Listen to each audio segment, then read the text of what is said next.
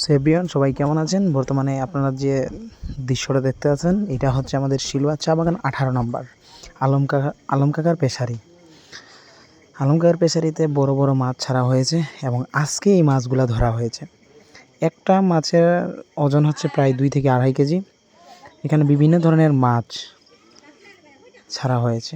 ভিডিওটা কেমন লাগলো?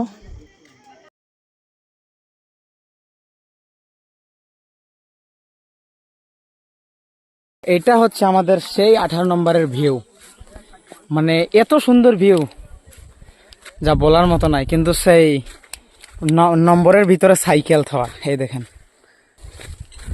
বর্তমানে শিলুয়া চা বাগানের সবচেয়ে ভাইরাল একটি জায়গা হচ্ছে ওইদিকে মাছ মারা হচ্ছে,